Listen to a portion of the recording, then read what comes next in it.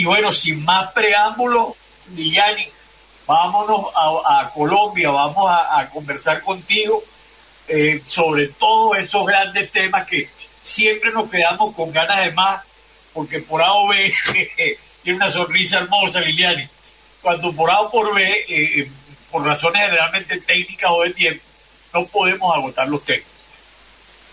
Micrófono abierto, Liliani. Empecemos por Catatumbo. ¿Qué está pasando? ¿Cómo va la situación? ¿Cuáles son las perspectivas que tú tienes al respecto? Bueno, ya ha pasado un mes desde pues una situación muy lamentable en el Catatumbo. Para ubicar, pues primero saludar a la audiencia, saludar a Gerardo, mis compañeros allí en el programa a través de Radio Rebelde. Y muchísimas gracias una vez más por la invitación. Mi nombre es Liliani Obanto, para quienes están ahí en la audiencia desde Colombia. Antes, pues siguiendo un poco la línea tuya, pues decirle a quienes no conocen Colombia que también Colombia es un hermosísimo país que está enclavado en toda la esquina que separa pues a nuestra América del Sur con América Central. El canal de Panamá ayer fue colombiano, fue territorio colombiano. Es una parte de nuestro territorio que nos robaron, que entregaron algunos dirigentes genuflexos de la época, en 1903, pues por la bota de los Estados Unidos, más gobiernos genuflexos, ¿no? Y hoy, con el gobierno de Trump, vemos que viene nuevamente a querer apropiarse del canal de Panamá, que ahora corresponde al país de Panamá, que fue el que se independizó de Colombia, y que son quienes pues tienen la custodia del canal, ¿no? Los panameños como sus legítimos pues dueños, pero los Estados Unidos pues vienen nuevamente pues a meter sus garras y a tratar de controlar todo el paso por el canal de Panamá. Es una amenaza directa de Trump en este momento. Y bueno, volviendo a la pregunta tuya, Catatumbo queda ubicado en la parte norte de Colombia, la nororiental, en límites justamente allá con el hermano país de Venezuela, plena frontera. Tuvo una zona selvática, donde han llegado ocupaciones a tratar de colonizar ese espacio, humanos campesinos. La comunidad indígena varía y en las partes de ese entorno, y recientemente pues ahí hacen parte también, hacen presencia, digamos, tres grupos constituyentes, uno es el Ejército de Liberación Nacional, el otro lado está un frente, y ese frente 33 hace parte de lo que se conocen como, que algunos llaman, las disidencias de la FARC, que recordémosle a la audiencia, las Fuerzas Armadas Revolucionarias de Colombia, que eran la guerrilla más grande y más antigua de América Latina, hizo un proceso de negociación en el 2016 y pues como resultado de eso, pues la inmensa mayoría de quienes hacían parte de esa insurgencia, pues regresaron a la vida civil, a tratar de hacer de una manera que no ha sido fácil, una reincorporación a la vida civil, a la vida política y social en el país, pero quedan algunos reductos de lo que fue esta guerrilla en armas, y que a su vez, como resultado ya de las nuevas dinámicas del conflicto en nuestro país, pues se vienen dividiendo en más disidencias, que le llaman acá, de esa misma guerrilla cuyo origen fueron las FARC. Entonces allá en el Catatumbo hace presencia una partecita de esta guerrilla, de uno de esos grupos, que es el Frente 33. El Frente 33 se encuentra en este momento en una mesa de conversaciones de paz con el gobierno de Gustavo Petro, que es el primer gobierno de carácter progresista que llegó al poder en el 2022 de la mano de los partidos de izquierda y de los partidos de centro en Colombia. Es la primera primera vez en más de 200 años de vida republicana que tenemos un ensayo de un gobierno progresista en nuestro país. Pues bien, dentro de la política de paz del gobierno de Gustavo Petro hay una política de paz total.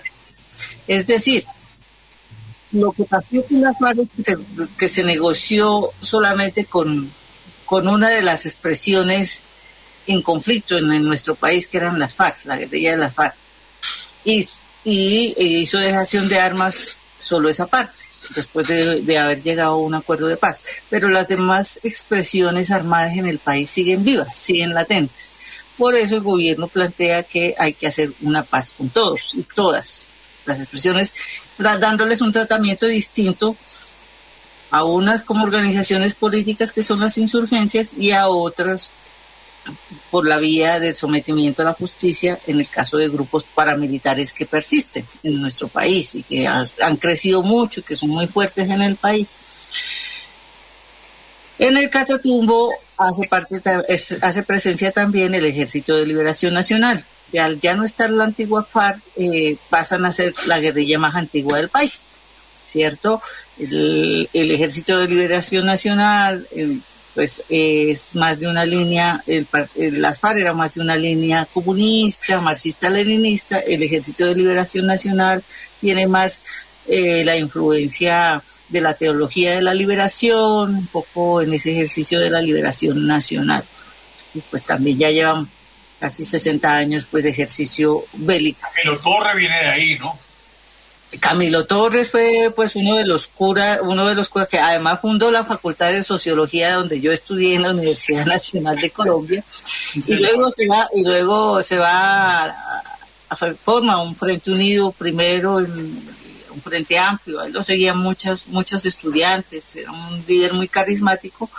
Y en esa búsqueda de la época, digamos, pues venimos de la influencia de la Revolución Cubana y de la nicaragüense y de El Salvador y todo esto, pues él ve que tiene que dar un paso más adelante y es cuando él ingresa brevemente al Ejército de Liberación Nacional y en su primera acción él cae por las balas pues del enemigo. O sea, él no dura mucho tiempo, pues perdimos un gran cuadro, el país pierde un gran cuadro político, carismático del país, pero nos queda también pues todo lo que nos ha dejado pues, como referente que fue, ¿no? De lo que pasó que en su vida anterior también como sociólogo y como dirigente que se perfilaba en el país.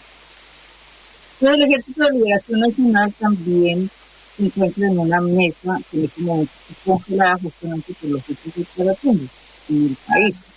Está en una mesa de conversaciones con el presidente Petro y además el país Venezuela muy generosamente ha prestado el sede del país para tener algunas conversaciones allá en Venezuela, ¿no? También lo ha hecho en su momento Cuba como países garantes, acompañantes del proceso. Y bueno, se da este proceso, ¿no?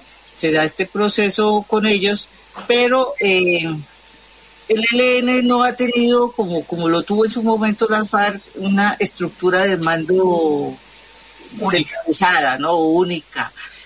Sino que en el ELN han operado más bien la territorialización de sus fuerzas. Hay un sector del ELN que se ubica también en la parte oriental. Un poco el concepto de la Marquetalia, por ejemplo.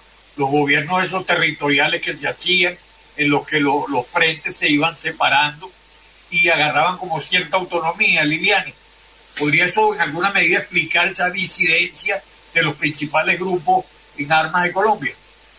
Sí, pero entonces déjame, termino esta partecita del Catatumbo y ya te explico, ya entramos con esa otra dinámica. Entonces, el ELN tiene esa particularidad, que no tiene cuando ellos dicen que sí, que hay unidad de mando, que hay una estructura centralizada, que está dada por el COSE, que es el Comando Central, en la realidad, pues lo que siempre hemos visto es que hay algunas comandancias de las FARC en algunas regiones del país, por ejemplo en el Chocó o más claramente en el Arauca que también queda en frontera con Venezuela, que es otro departamento que queda en frontera con Venezuela, que también ha vivido momentos muy violentos recientemente, nuevamente reeditando periodos muy violentos, pero con unas consecuencias lamentables que vamos a explicarles hoy.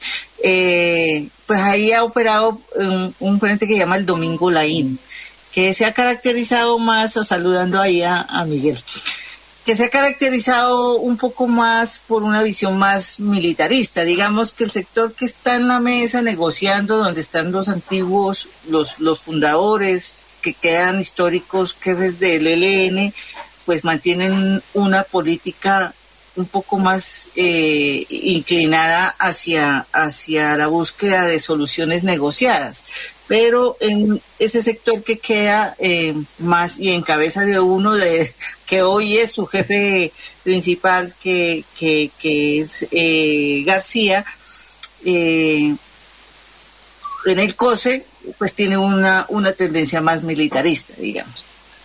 Lo que ha venido ocurriendo últimamente entre estas fuerzas entre el ELN y las FARC, no solo en el Catatumbo, sino primero pasó en Arauca, es que la disputa se ha vuelto una disputa más territorial, es una disputa por recursos, pero también la larga persistencia del conflicto armado en nuestro país hace que ese esfuerzo, que esa lucha que otro era más claramente definida como una lucha político-ideológica por el poder, hoy se torna una mezcla de varias cosas por la presencia sobre todo del narcotráfico. El narcotráfico para Colombia ha sido nefasto, el poder del narcotráfico, y hoy cada vez se complejiza más la situación porque entran ya a territorio colombiano a operar las mafias internacionales. Entonces aquí tenemos cartel de Sinaloa, aquí se ha trasladado pues hasta el cartel de Tijuana, están en los territorios, han venido incluso con la pretensión de comprar espacios, territorios donde hacen pues su negocio, pero además también trasladan esas prácticas que nosotros conocemos en México, esas prácticas paramilitares también, que en Colombia también se han dado, ¿no? Que son el tema de la desaparición forzada, pero además es el tema del desmembramiento de los cuerpos. La extrema, sí, ¿ah? Sí. Entonces, sí, con mucha sevicia, una violencia con mucha sevicia. Liliana, ¿tienes un minuto para despedirte? Pues ya viste que tenemos... El invitado. No, sí, señora.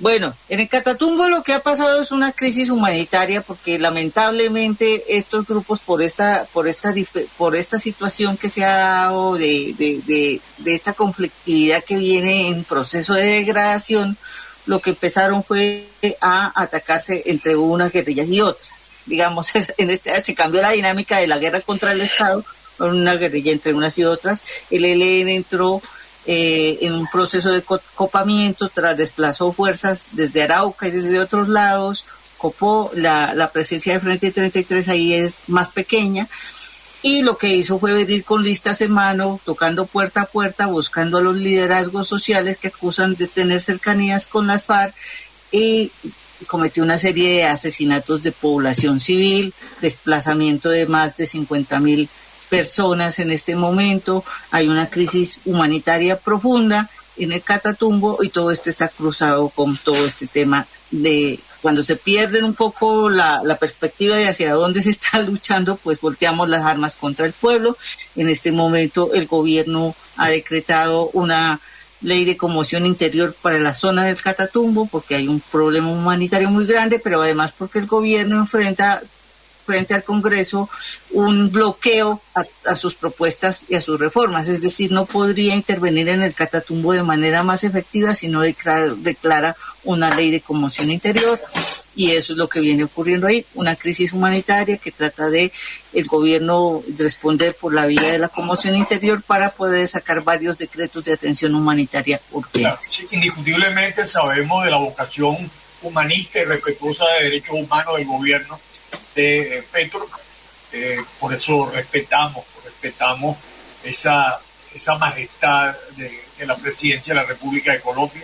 Ya hacía falta, desde hacía muchos años, tener un interlocutor válido, con todas las diferencias lógicas que debe haber, porque no hay dos países iguales, no hay dos personas iguales, pero en todo caso es bueno saber que hay alguien del otro lado que no es un paraco, que no es un narcotraficante, que es un hombre honrado y decente, con el que podemos hablar, con el que podemos entendernos y con el que podemos construir patria grande.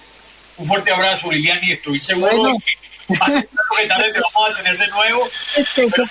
Pero en unos la oportunidad de que te expresaras con libertad. Un fuerte abrazo, compañero. Bueno, muy amable. Gracias, un abrazo.